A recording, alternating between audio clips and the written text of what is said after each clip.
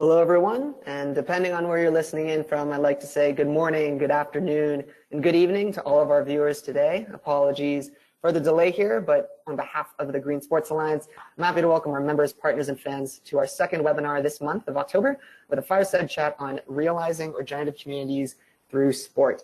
And thank you to each and every one of you for joining us today. My name is Garrett Wong. I'm the Member Services Manager here with the Green Sports Alliance. And we also have our project coordinator, Jessica Crawford from our team, who will be posting live throughout our GSA socials during today's discussion. Closed captioning is being brought to you by LNS Captioning. Thank you for your services as partners of the Alliance. And now I'll do my best to be really brief here, as we have a few housekeeping items and updates from the GSA before introducing Bill and Jason. So Alliance members, please remember that you'll be able to access a recording of today's webinar and any webinars in the past in our member archives on our newly revamped website. You can contact us at info@greensportsalliance.org, noted on the slide for access. And you can also check out the new improvements to the Alliance website at greensportsalliance.org. And just as a reminder that we have announced our location for our 2020 summit coming to Minneapolis at US Bank Stadium June 17th and 18th of next summer. Registration discounts during the 10th anniversary event are available for members, and sponsorship opportunities are as well. Feel free to reach out to myself or other members of the Alliance team, and we'd be more than happy to share with you some more information about our Keystone event. And all of this, of course, can also be found on our summit website at greensportsalliance.org/summit. Now, as a reminder, there will be some time for Q&A with our panelists towards the end of the hour. We encourage each and every one of you to type your questions into the chat box at any point during the webinar, and we'll do our best to kind of cover all these topics and questions as best as we can. And now, without further ado, I'd like to introduce today's speakers, which are Bill Reed and Jason Twill. Now, Bill is an internationally recognized practitioner, lecturer, and leading authority in sustainability and regenerative planning, design, and implementation. He's a principal in integrative design incorporated in Regenesis, organizations working to lift green building and community planning into full integration and evolution within living systems. His work centers on creating and implementing a whole and living systems design process. Bill is an author of many technical articles and contributed in many books, including co-author of the seminal work, Integrated Design Guide to Green Building, a founding board and director for the U.S. Green Building Council, and one of the co-founders of the LEED Green Building Rating System. In addition to being considered one of the leading thinkers in this field, Bill has also consulted on over 200 green design commissions, the majority of which are LEED Gold and Platinum, and Living Building Challenge projects. He's also a keynote speaker at many major building and design events, as well as a guest lecturer to universities throughout Europe and North America, including Harvard, MIT, Princeton, University of Pennsylvania.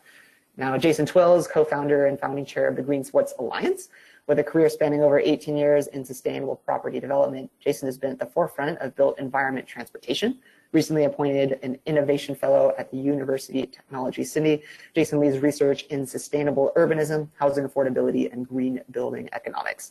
Jason is also the director of Urban Apostles, a next generation real estate development and consulting services business specializing in alternative workplace and housing models for cities.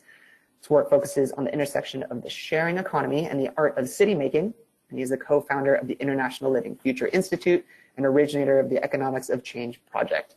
Jason was designated a LEED Fellow by the U.S. Green Building Council in 2014 and selected as a Next City Urban Vanguard in 2015. And I think that's enough from me for a while. Would love to build it off and take this off to Jason and Bill. Take it away.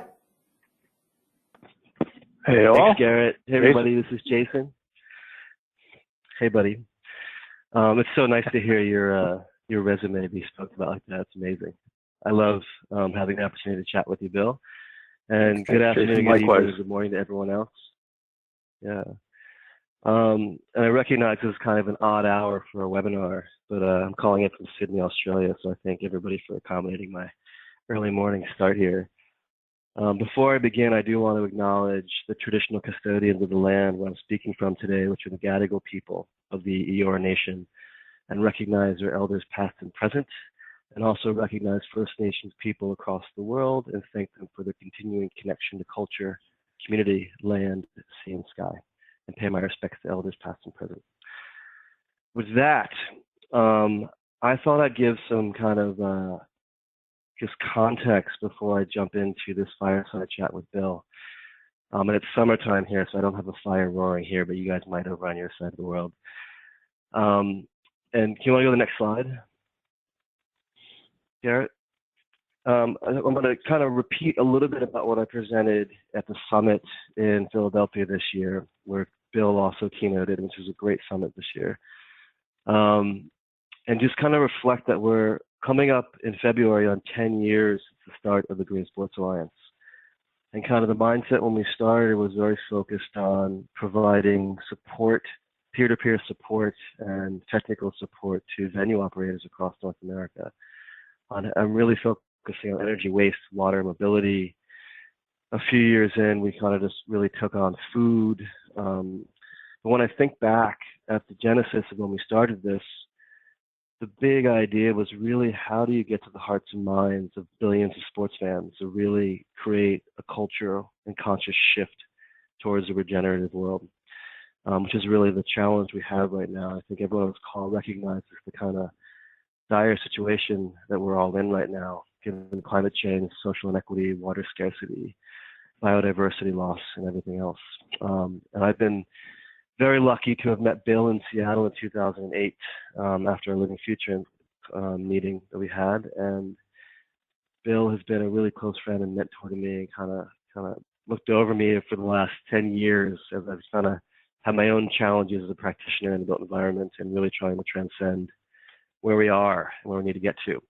And I learned about this slide that you have on the screen right now, which is the trajectory of ecological design that Bill and his colleagues at Regenesis had created, which I like to use as a compass point to measure kind of where we're at within the industry and where we actually need to be to solve the issues and challenges that we're dealing with. And if you go from left to right, you have conventional, which is code compliant building. Anything to the left is against the law. You shift to green at the next stage, which is LEED, or other rating systems that are really out there that are kind of driving the industry shift. Sustainable, which is really net zero or neutral impact on society and the environment. And Bill taught me a really simple definition. Yeah. Go ahead. Let me just interrupt there, Jason. Yeah, I mean, even sustainable is not net zero because there's no such thing as net zero. There's always impact.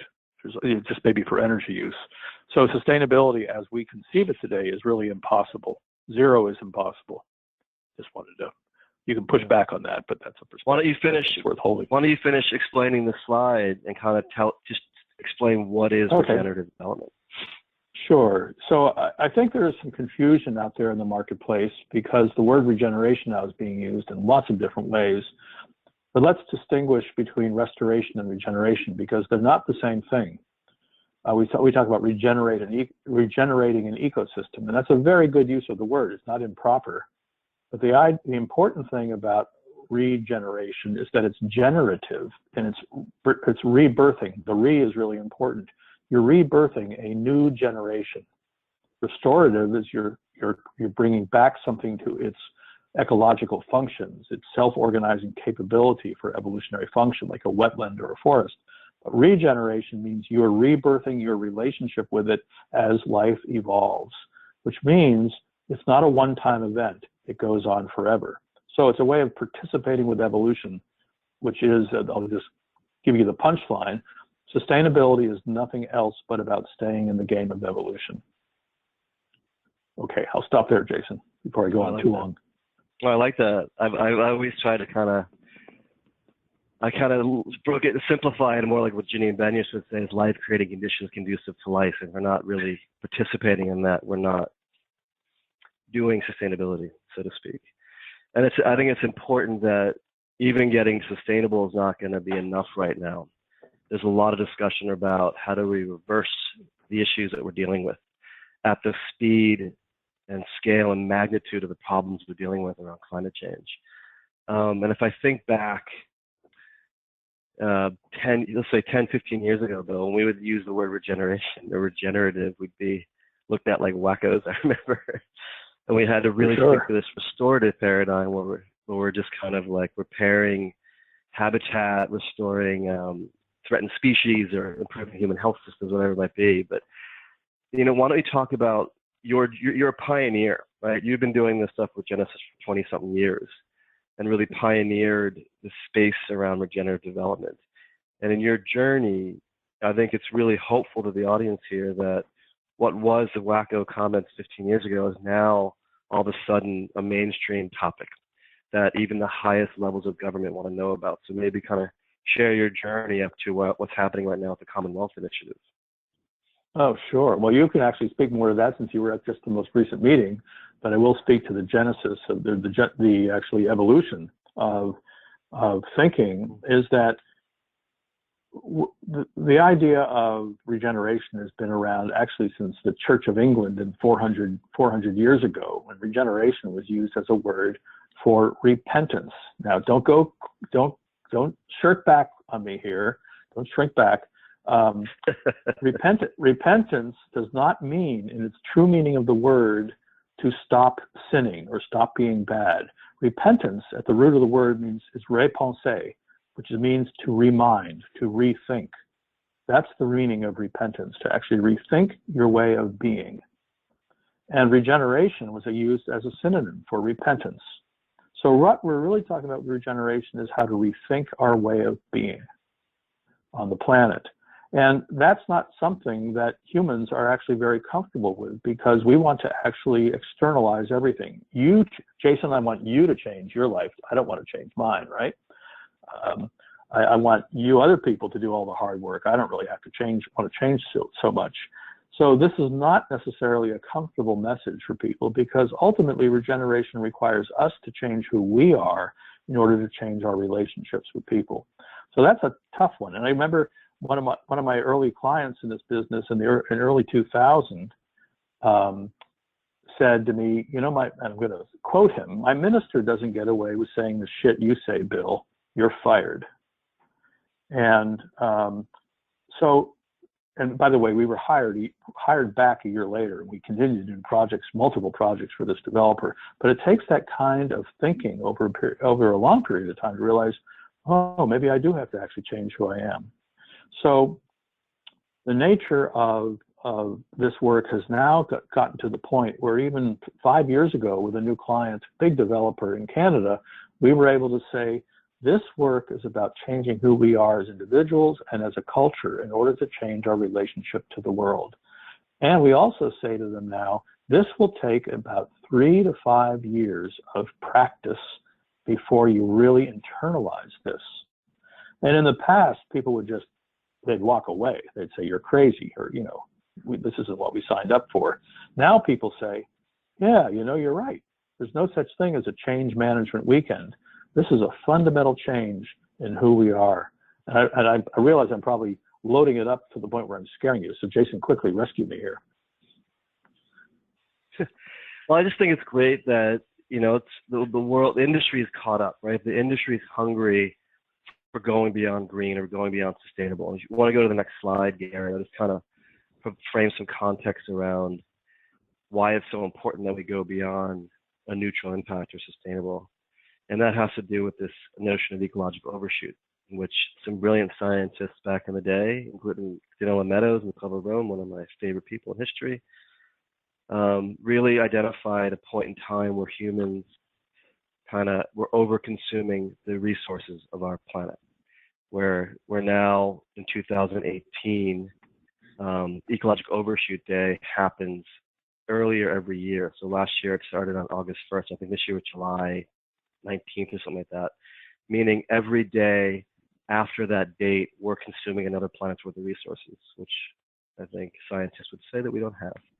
So we're currently using about 1.7 planets worth of resources. Next slide, Garrett. And it's important that this is not all equal across the world. I think ecological overshoot from a national perspective or geopolitical perspective really shows environmental justice at a global scale, or injustice, I should say, meaning a lot of countries overconsume where other countries don't have enough resources at all.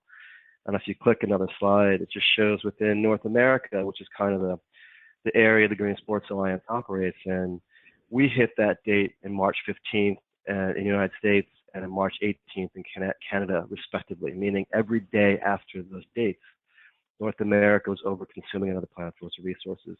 If everyone in the world lived like a United States citizen or a Canadian citizen. Next slide. And if you're familiar with Kate Raworth's work, Data and Economics, it's a fantastic book. She does this in one slide, which shows the kind of planetary boundaries, but also a social floor, meaning that we have to stay within the biophysical limits of our planet, but we also have to ensure that everyone has access to food, water, and a quality of life that they deserve. So this is kind of safe operating space she talks about with the donut.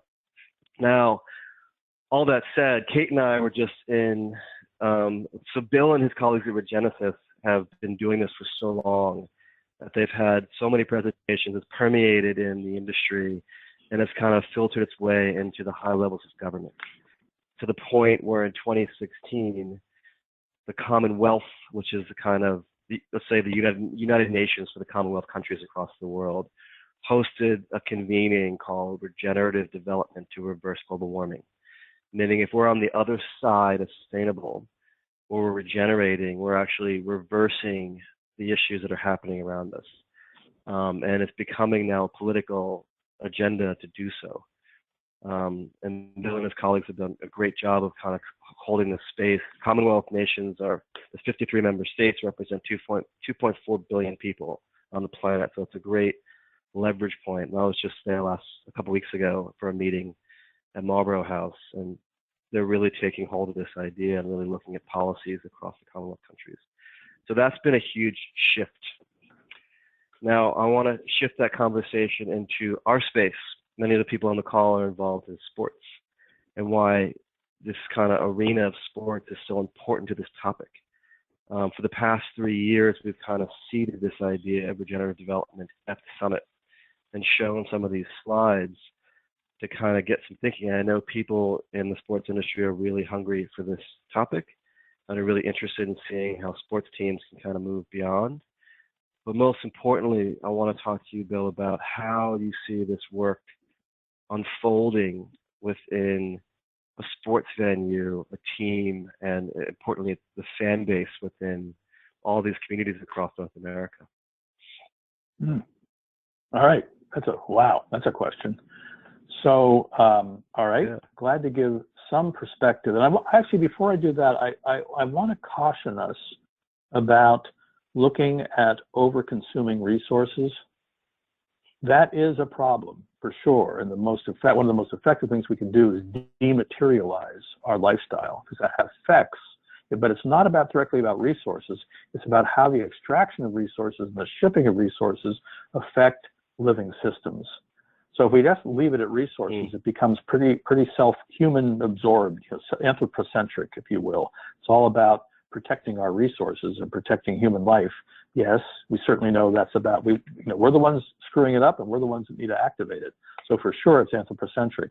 But we have to go beyond about protecting our resources and survival to a mental attitude. And I know this will sound strange to people, but we have to love every living entity like ourselves, because no entity is more important or less important than each other in terms of the system, in terms of the way life works. What's that, Jason? Let's stay with that for a second, because that's really important. And what you taught me, and you've taught many people, that practicing regenerative development is so much about personal development and a pretty conscious shift in mental model and how you view the world. And I think I've been as blessed as you have to be spending. Go ahead.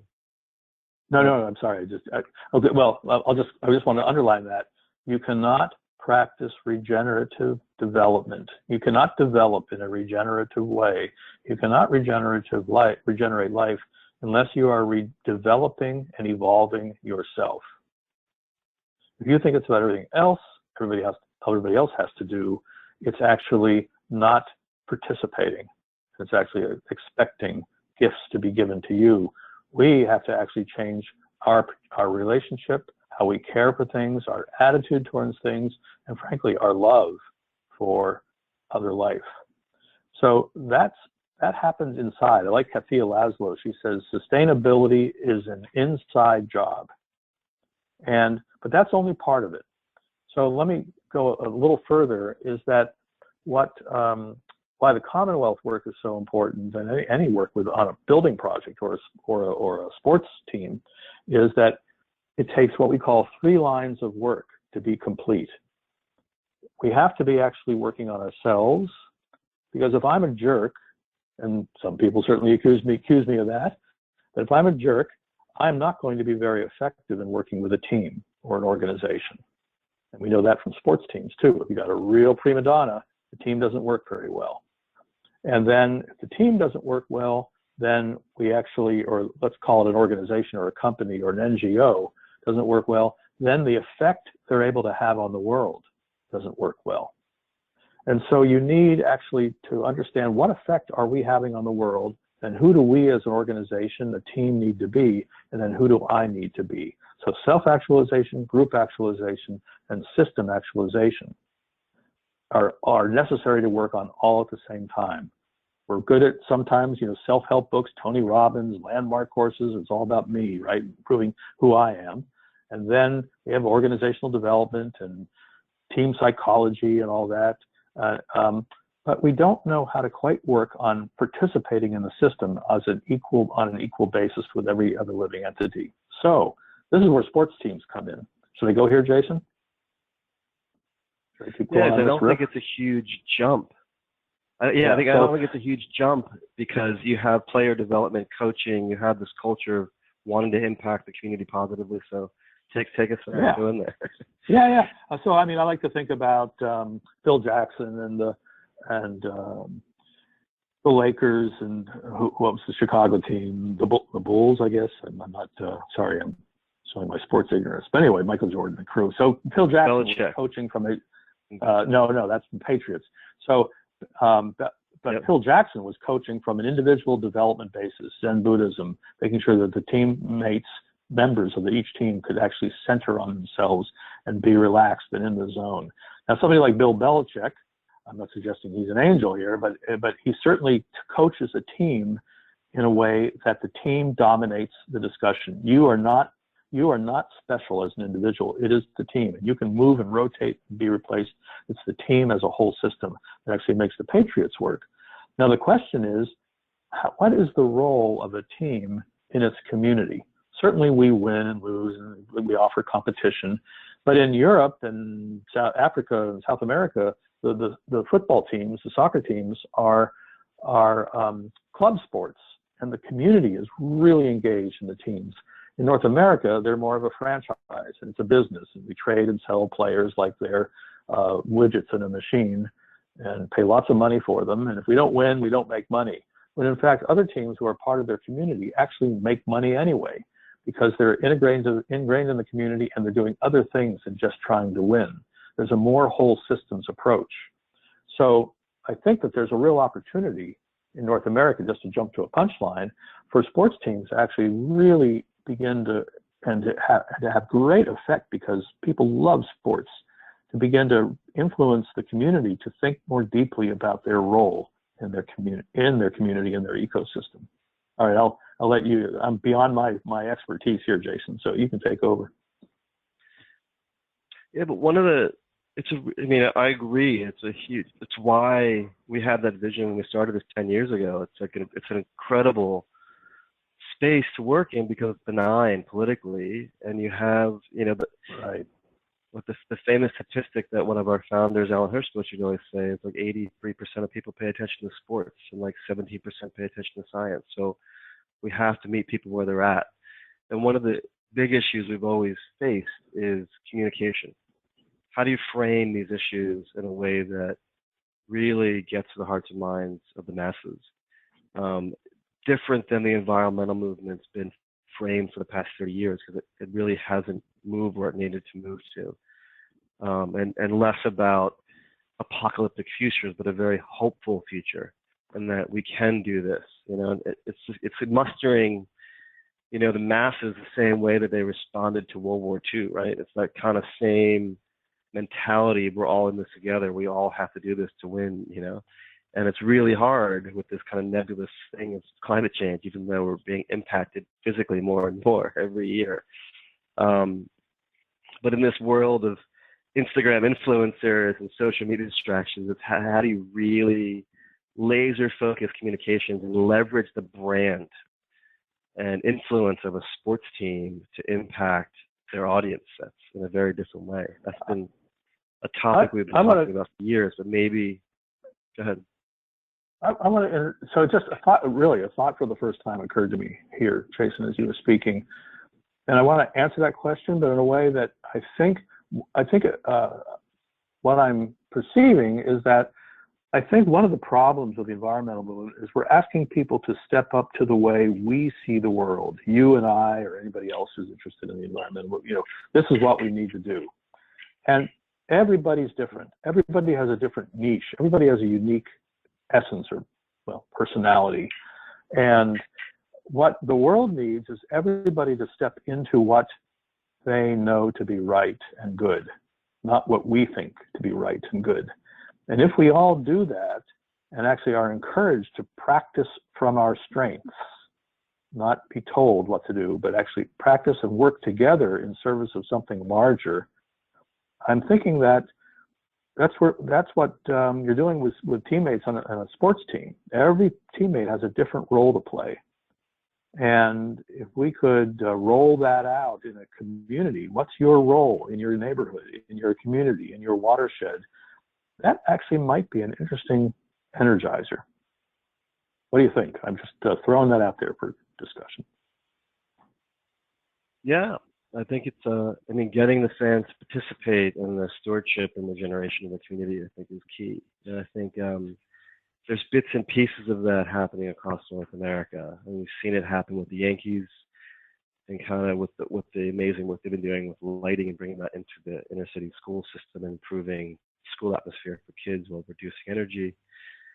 I was close to this when I worked for Paul with the Seattle Seahawks, and how do we really leverage how to take what we were doing at the stadium around renewable energy, electric cars, food, waste, water, and provide resources and, partnering with the utilities so people could do that in their home, right? Because we had like 72,000 seats in that stadium, and it was like 10% of 15% of the population at the time was sitting in one room. It's like the living room of Seattle. And how do you hold that space in a way that influences people to shift their attitudes and take actions in their home? Well, who's the guy with the Seattle, what's the Seattle soccer team's name?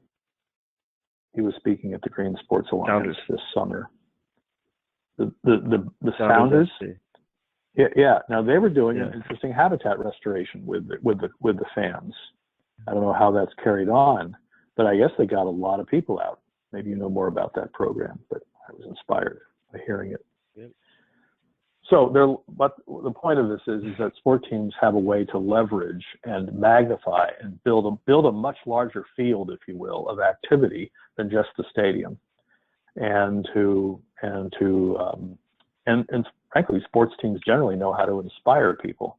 So there's a real cool role for sports here. I think it's very powerful. So there's an angle here too, because Seattle and San Francisco fans are very different than Dallas fans or New York fans or Chicago fans, right? There's so many different aspects to American culture and mindsets. So in regenerative practice, this idea of place-sourced potential. So how might you think this is a very localized way to impact people's thinking about their community? How might you suggest using that place source idea within teams? Yeah, well, it's probably a strange term for most people. So what do we mean by place source? One of the things you hear out there, let's save the earth. We have to save the planet. I can tell you, nobody's going to save the planet. The planet is too abstract. It's too big. There's unlikely anybody who can do one thing, one technology, one action that's going to save the planet. But what we can do is we can engage and heal our places, the places we live. Because we know those places, we can see the feedback, if you will, from the system saying, well, you screwed that one up. The water's getting more polluted. Now what do? Or we have more stormwater flooding, or we have more pollution. So there's pretty much noticeable and maybe not immediate, but observable impact.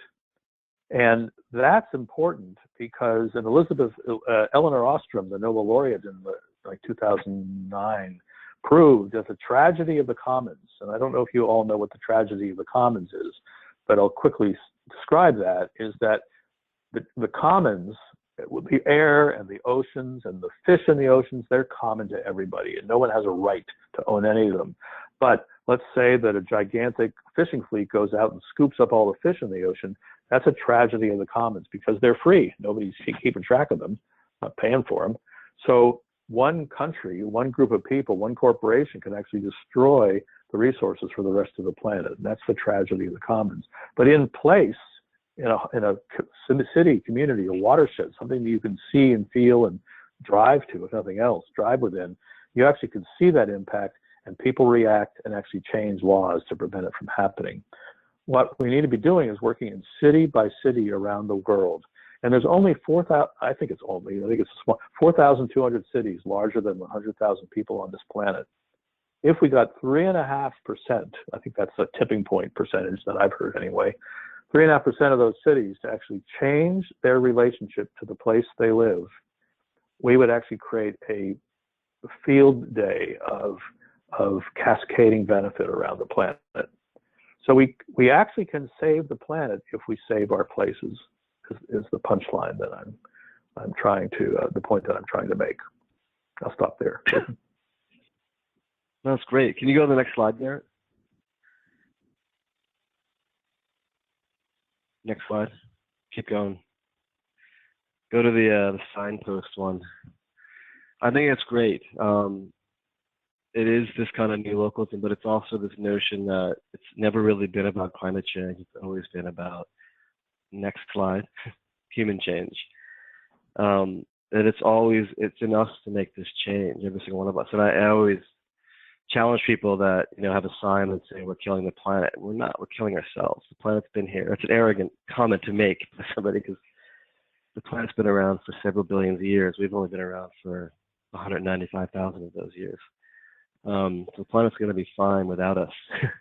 It's really saving ourselves from ourselves.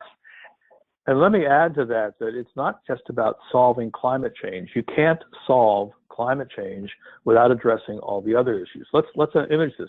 If you solve climate change, what are we left with? We still have a dying planet. All the plastic crap in the ocean, we still have species decline, water pollution, habitat disconnectivity, that kind of thing. Climate change is a symptom of a whole series of stuff. And this is why we have to stop actually solving problems and working on whole living systems. And that's what regeneration is about. How do we work on the whole system at the same time? And I know that sounds really abstract, but the indigenous peoples actually, they haven't lost it. They actually understand the earth as a living organism, as the place they are as a living organism. They don't try to actually solve one problem at the expense of something else. They actually work on everything at the same time. And by everything, I'll use the simple definition from the Forum for the Future, they're called the 5 capitals. We need to be adding value in 5 capital arenas, meaning there's a return on investment in a positive way. There's a value being added, not just socially and culturally, and not just environmentally, but with human development. Humans have to develop this. It's the human change that's on the sign, as well as infrastructure. How does infrastructure play a role in actually healing the earth, not destroying it? Because a bulldozer can destroy an earth, or it can actually create topography and drainage ways that actually begin to heal. And of course, financial return, but that depends on a long-term vision. There's no short-term financial gain unless there's long-term financial gain. There is short-term financial gain, but at the expense of long-term financial gain, we will shoot ourselves in our foot. So long-term value-adding processes in those 5 domains are essential to work on all at the same time. Just punting that in your direction, Jason. So let me that's good. I think it's great. I want to make just a tangible and concrete example of what we're talking about and kind of the work we did with the Seahawks and Sounders at CenturyLink Field in Seattle. Great. just really looked at so this is that place, what's happening in the Northwest, and that, salmon is a very important signal species on whether or not we're doing right by the living systems in the Northwest, be it the watershed, the natural habitat, the oceans, the river systems. So it was easier to get the Seahawks leadership team and the venue managers understand the impacts we have on water bodies with the use of the venue and the fans coming to and from the stadium, and just using salmon as a concrete indicator whether or not we were doing good by the salmon or bad by the salmon led to a profound shift in the way they were thinking about their impact as a stadium operator, as a team owner. And a whole series of initiatives were done to mitigate adverse impact. And that you taught me, Bill, that the smallest scale we can really think about sustainability is at the water catchment or watershed scale. Right. Just to make it concrete, that's kind of a footprint you have to think about as a team operator, a venue operator, or if you're consulting those venues. Go ahead. I love that example, and here's why I love it is because it's not measuring a simple output like total suspended solids in water or biological oxygen demand in water or reducing stormwater management flow by 50%. It's measuring the real important impact, which is if the salmon go, then everything goes. And so then who's responsible for the salmon? And it turns out everybody is, whether we put fertilizer on the lawn, salt on the roads, cut down the trees on the riparian corridor, pollute the water, secondary wastewater treatment instead of tertiary or advanced, that kind of thing. It cascades all around, and it asks us all, and actually part of our job is to teach people where all those impacts come from, as much as we can name, and then encourage people to take care of their particular role. And this is where advertising comes in. And of course, we don't have people, if we would spend maybe 50% of our money on, instead of advertising for more hair shampoo, on actually what we need to be doing in our local environment, we'd probably have a pretty wholesale change in our culture. But this is where sports teams come in too, because again, the statistic you quoted, Jason, about how many people pay attention to sports could do not just little public service announcements, they need to make a full court press, if I can just offer no pun intended. The sports, yeah, really. Sports team. I'm not a sports team owner, so I don't have any right to say that. But boy, what a great influence it could be to actually change not just stadium management and occasional tree planting days, but day-to-day living and what the game plan should be for day-to-day living. Well, I think that gives me this idea of having a team owners workshop on regenerative development, because it is really influencing that top level and the culture that the team owners create. There's been pockets of amazing team owners across North America that we've honored in our environmental leadership awards, like the laureate. I think that's a great idea. But it's not consistent though. So that's what I take note of that, Jessica and Garrett, and some owners regenerative development day in Aspen or something like that. The Aspen Leadership Summit. I think we're ready for Q&A. So Garrett, do you want to tackle shoot out some questions up that we may have received from the audience? Yeah, I'm more than happy to do so, Jason. And I can kind of, do you want me to keep it on the slide, or do you want me to just kind of breeze through here to cover any other points that you wanted? I think you can go to the last slide, which just has the pictures on it. For sure. Well, I'll kind of go through slowly some of these slides just so that some of the audience can hear them. Just from my knowledge, I was really interested in those 5 capital areas. Would you mind repeating those again for the audience, just in case anybody missed those? Sure. And if you want to go to Google, go to Forum for the Future, 5 capitals, and you'll find the reference. But the 5 capitals are social capital. Well, let's start from the outer. Environmental capital. If you don't have good environmental capital, you don't have anything else. Then social and cultural. And then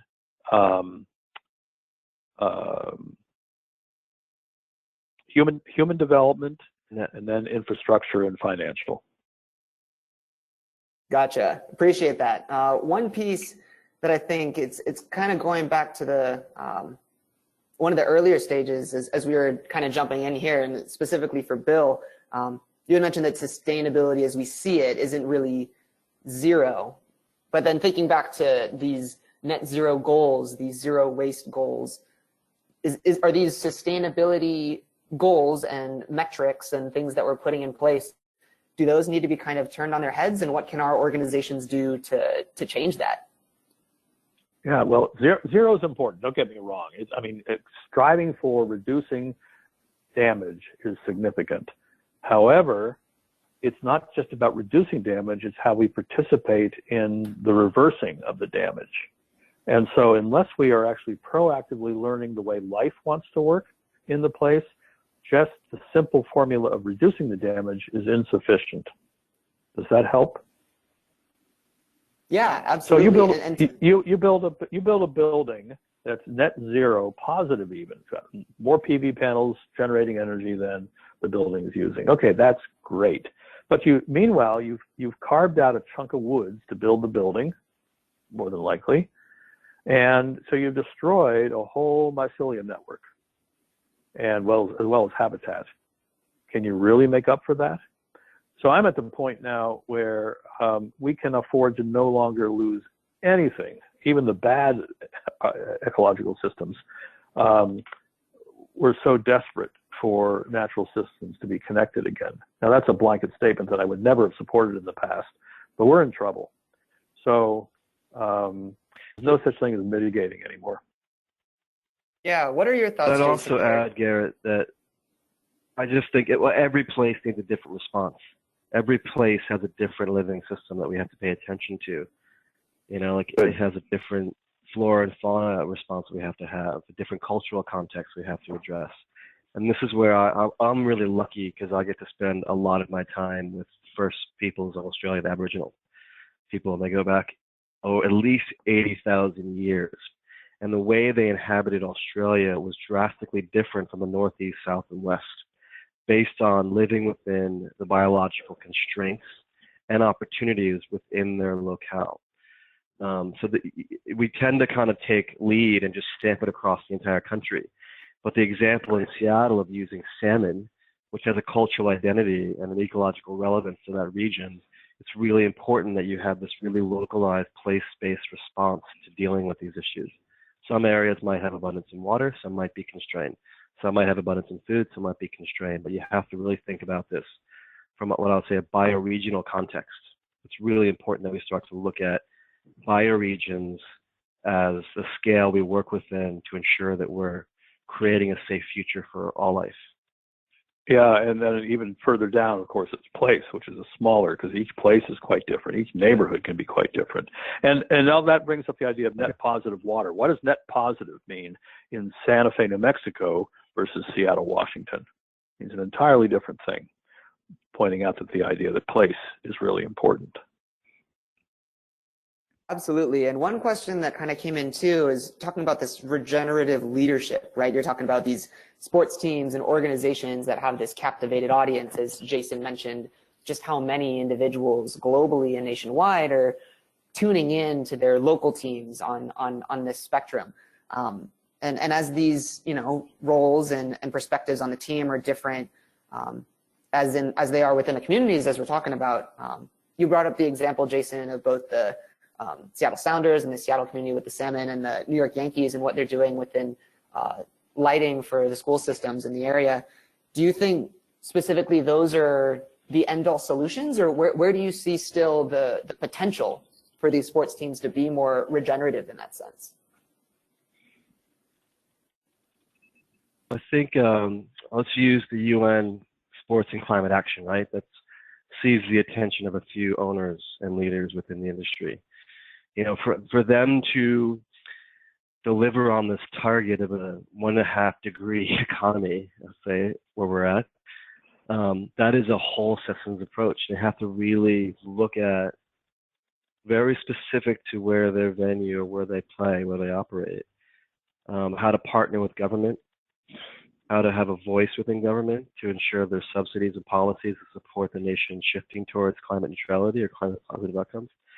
But it does take the leadership. It does take the right communication skills. Not every league is knocking on the White House's door like the NHL, right? If there's more consistency, and this is where I think we all have a role with working with the leagues. So the leagues have that kind of governance model, right? If they take this on, which I think the NBA did, right, Garrett?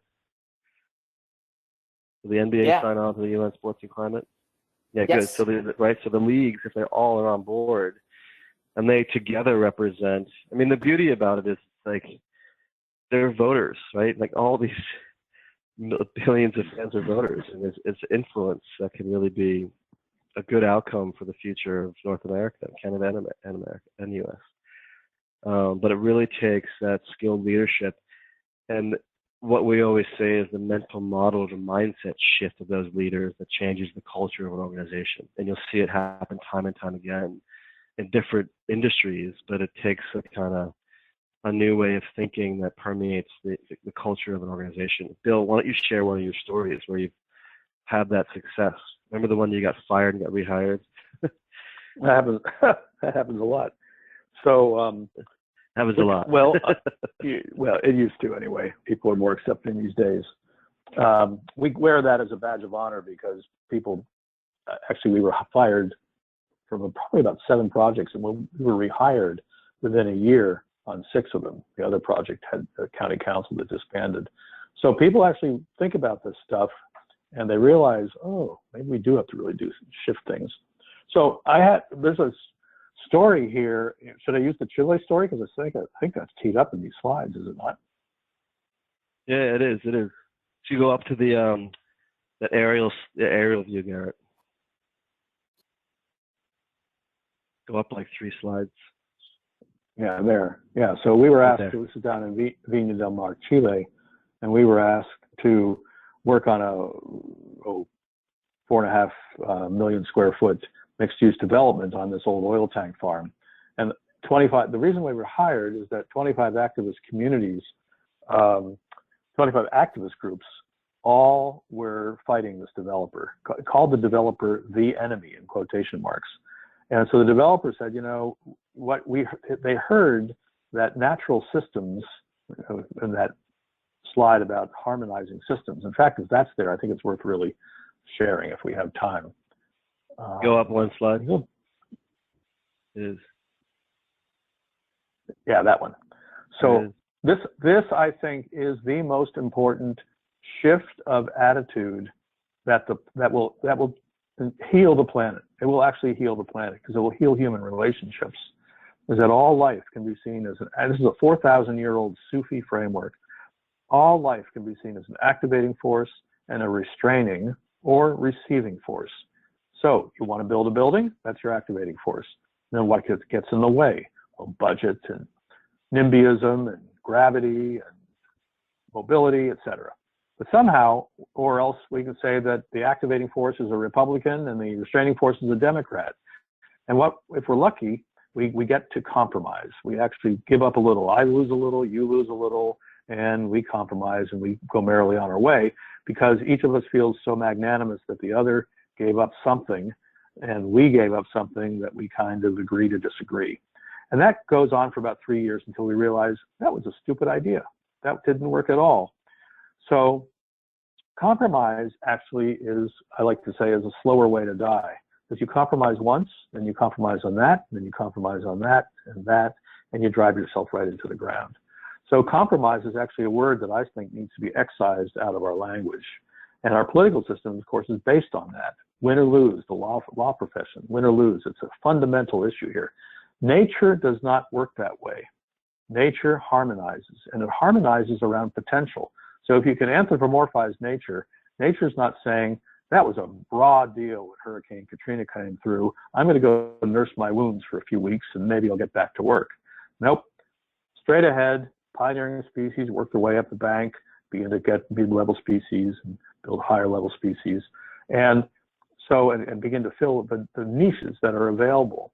Is that every species is working for the benefit of each other and the whole. There's no debating. The oak tree is not saying to the willow tree, I'm not going to give you nutrients this week because you did me wrong last week. All of nature, if you will, knows that it's a riot of reciprocity, a riot of reciprocal relationship, of gifting and receiving.